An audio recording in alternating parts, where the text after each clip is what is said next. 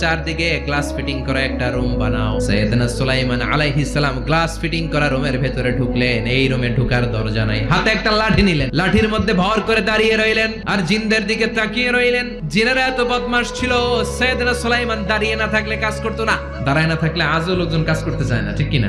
সুলাইমান আলাইহিস সালাম লাঠির মধ্যে ভর দিয়ে দাঁড়িয়ে রইলেন আর বললেন কাজ করো। জিনেরাও কাজ শুরু করলো। ওদিকে মালাকুল মাউত এসে বলো সুলাইমান সময় তো শেষ। সুলাইমান বলে সমস্যা নাই, রূহ কবজ করো।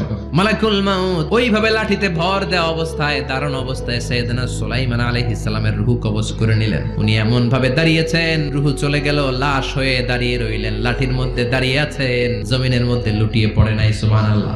জিনেরা মনে করছে বস দাঁড়ায় আছে, কাজ করতে হবে। করতে করতে পুরা প্রজেক্টের কাজ শেষ। ইন দ্য মিন টাইম ঝিঝি পোকা, উই পোকা সুলাইমান আলাইহিস সালাম লাঠির ভেতরে ঢুকে লাঠিও খেয়ে ফেলেছে। সাইয়েদনা সুলাইমান আলাইহিস সালাম ধপাস করে জমিনে পড়েছে। আর জিনেরা কয় হায় হায়, খালি খালি কাম করছে এতদিন। সুবহানাল্লাহ কইবেন না?